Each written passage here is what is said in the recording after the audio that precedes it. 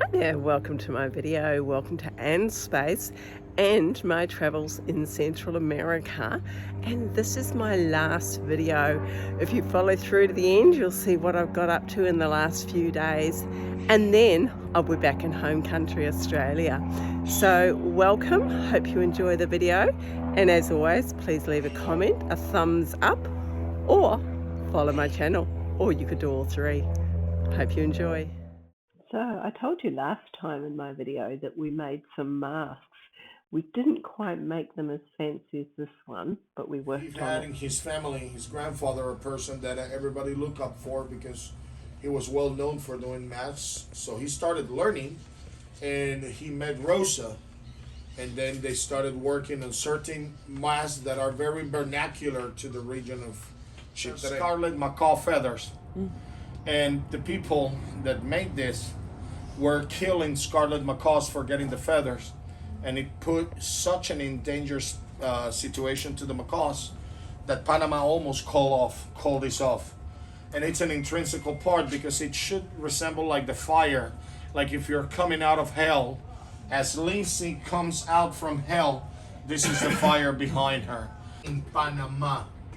Because in other countries they have other ways, other meanings. In Panama, the dances are so nowadays it's represented from the evil and bad. So he doesn't really have to do too many molds. You got it? Except if, for example, Nadja says, "Hey, Mr. Jose, I want a mask that looks like this." Then it was the turn of some people in our group to have a go, and here's Claire getting some lessons as she progresses beautifully. Claire, high five! We got some water for you here. You want a high five? I know you. Over the years. And then it was Frederick's turn. Yeah, I think both of these people. What do you think this is? This is gonna be, or this is? Good. This is. Ah, las chicas. The eyeballs. So we didn't get to keep the big masks, but we did get the chance to paint some of the precast ones. And that was a lot of fun, and here is my effort. Yeah, not great, but a nice thing to take back home to my granddaughter in Australia. Where you see the ocean water there, I'm sorry, with Anne, not Annie. I was looking at Annie at the moment. That whole area of the water there, it's not yet a marine national park. It's hopefully going to go there, but it is a very important sign. Now, here. And then our first glimpse of the Panama Canal. You got it? It only takes 117 feet because that's the length of the canal. Sorry, 170 feet because that's the length of the canal. The other side, this is the lowest point of the Continental Divide mountain range, which you can appreciate if you go to North America in the Rocky Mountains, and then in South America for sure. You see the big white section of water to the right hand side? When I talk new canal, that's what I want you to picture. And then did you saw where the ship was coming on the left? That's the canal. Panama now for a few days, looking at lots of different things coming over the Continental Divide, going out to the beaches. But this waterway behind me, that actually goes into the Panama Canal. And I might have already shown you some footage where we went on the road and the bridge over the canal. But now, yes, we're actually going on the canal. We're not going through the locks because that's just out of our time limit. But we have got some time on the canal. And fingers crossed, we see some large ships. So we've got to get down onto the little boat and we're going to go on the canal for a couple of hours. So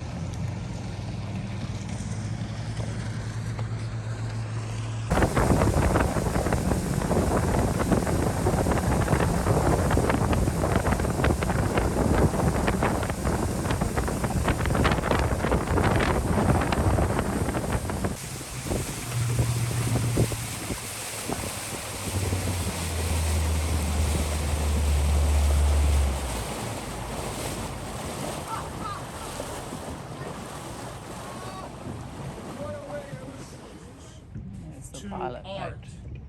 Wow. The most that have a container vessel was registered 3 minutes ago in the canal. And yeah, it's not telling me after the other port. It's not telling me where it was.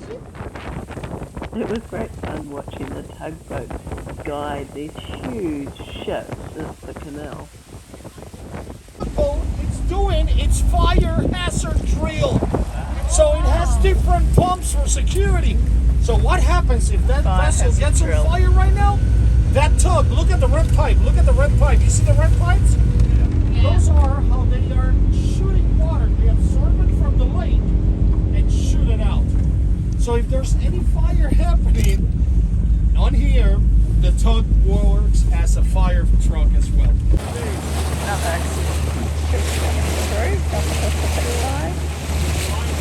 So to bring it into perspective, that ship that I just showed you, not the container one, the other one, to come through the Panama Canal is $160,000, and it saves them literally weeks. So it's 2 weeks quicker to come through the canal than what it is to go around the Horn.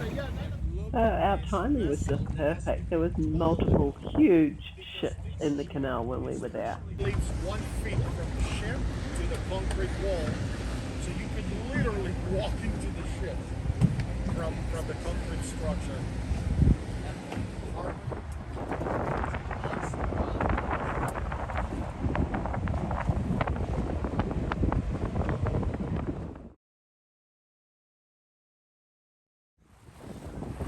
And then it was time to go look for wildlife. So this was the tributary of the canal, and there were all little islands here.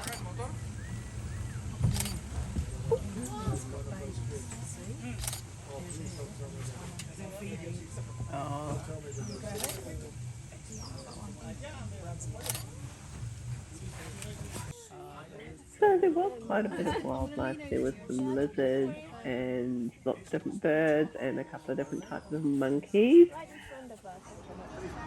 And then we arrived at the lock, and it was really cool because we saw the same ship.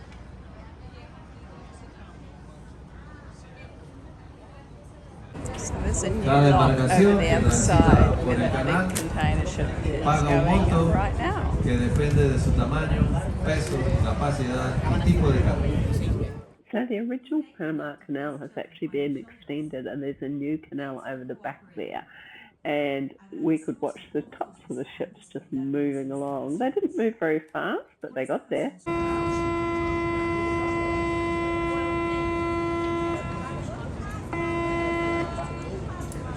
That's not just commercial vessels that go through, but there's also some private boats. And this is what you look like when you're going to go and see a 3D movie.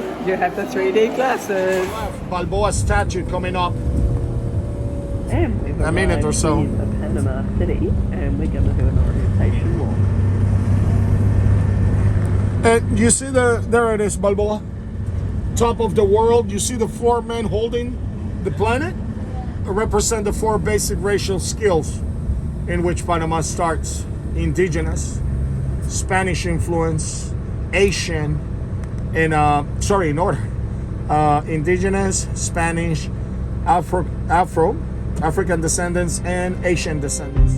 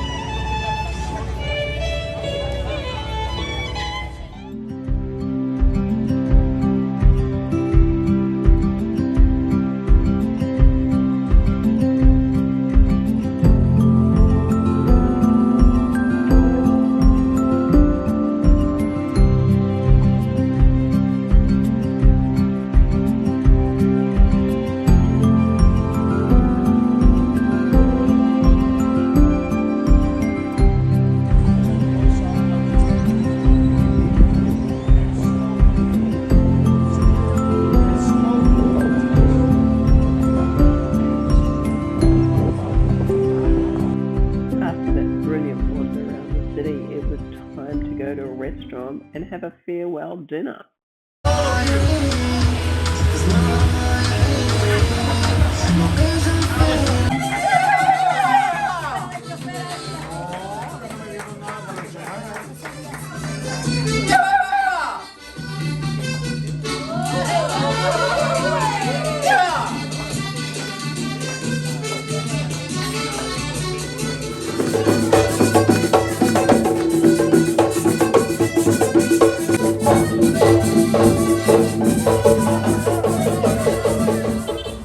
So that was a beautiful farewell dinner with dancing and singing and great fun. And then next morning I had lots of time before my flight, so I went and checked out the waterfront, had a lovely walk, plenty of time to just chill and enjoy Panama City. No idea what this is. Maybe some sort of badger.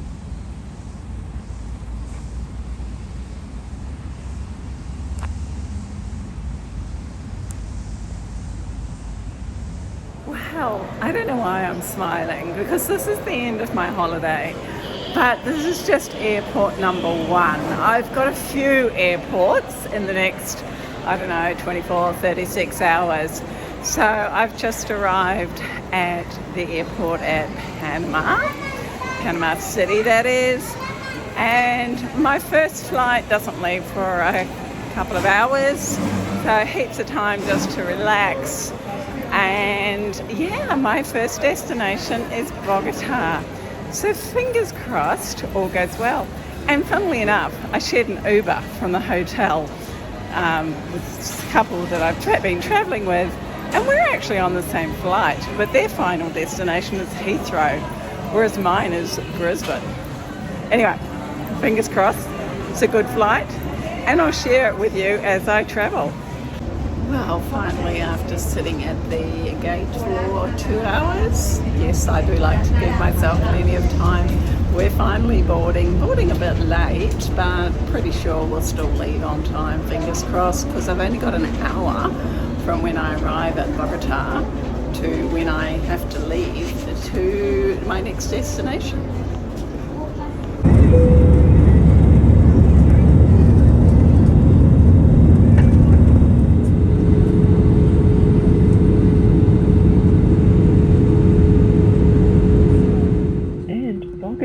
Is one really busy airport. We seemed to taxi, or whatever it's called when you come in and landed, for ages in the plane, and then we parked way away from everything and had to get a bus into the terminal. It was just manic. It was absolutely crazy. So I'm doing the mad dash to Connections International, and I think I've found it. Yep, there it is. That's where I need to go. As do a lot of other people by the looks of things.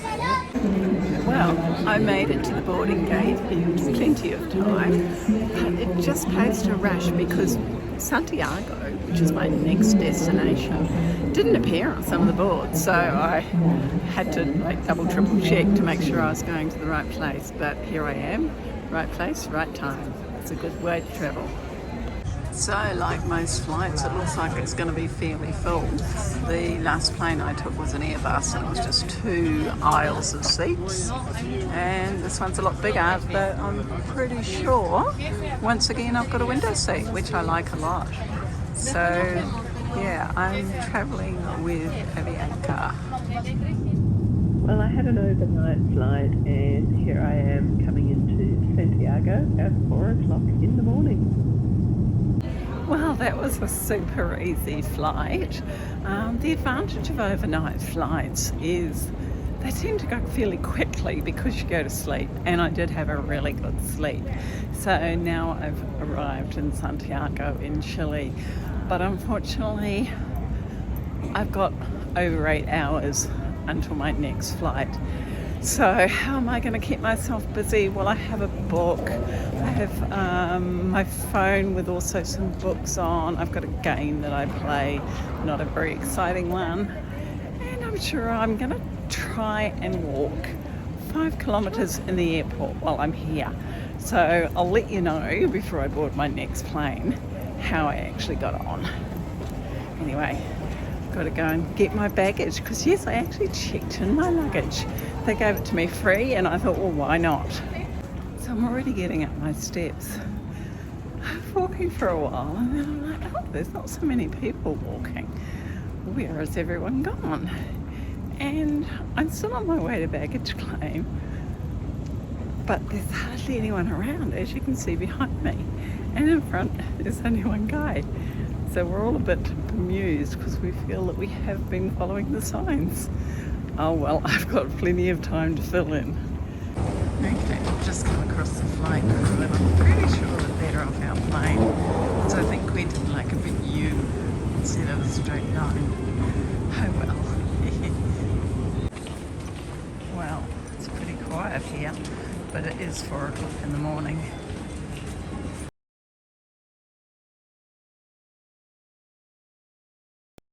Well, I'm halfway here at Santiago, just dropped off my bag. And yeah, I've got a few more hours, I think about 4 more hours, so things are going well. I've sorted some photos, I've had some breakfast, I've done some walking, haven't got to 5 kilometres yet, but we'll keep going. Got to go through security now. Well, I must say, that really didn't seem like nearly 9 hours of stopping and hanging around at Santiago Airport. I certainly kept myself busy. I had a couple of coffees, a couple of snacks, lots of walks, and yes, I did manage to do 5 kilometres. In fact, I did 6. So now I'm just lining up. They're actually checking our hand luggage as we go in. That's interesting. And getting on to flight number 4. No, I'm not up the front. In fact, I'm right down the back. Shame that those are not for me. Could do coming up the front one of these days.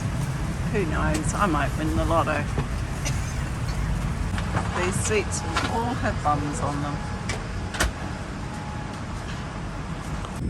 Well, we're leaving Santiago in Chile and it's just a beautiful day. It's, what is it? Let me see the time.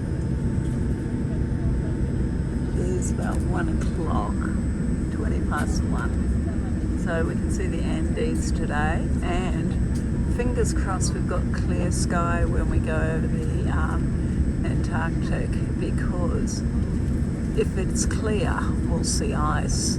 And fingers crossed I'm not sound asleep, because I am actually pretty tired now.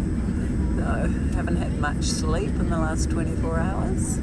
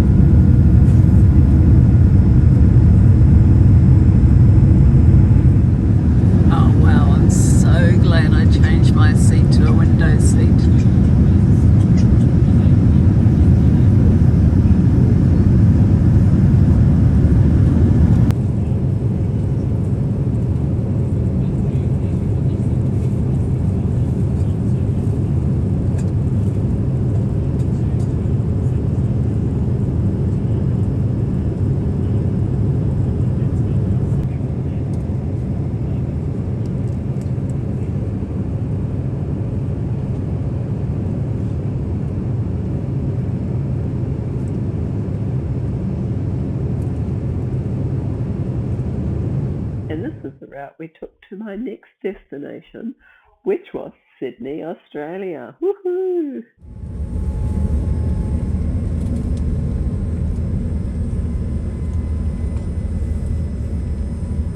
Well, I'm back on home soil in Australia, but not yet back to hometown. I've just landed in Sydney, got 4 hours here, before I do my final flight, my fourth flight. So I think I'm up to about 45 hours of travel so far. Or no, maybe a little less. Yeah, maybe 43 hours. Not too bad. Well, unfortunately, there was a slight delay in Sydney, but I finally got on my plane, and all I can say was, what a sensational trip. Thank you for sharing it with me. Thank you for watching, those who have given me a thumbs up. And yeah, I loved pretty much every minute. But now I'm back in Australia, I'm going to be back to my van life. So come and have a look at that life. Totally different.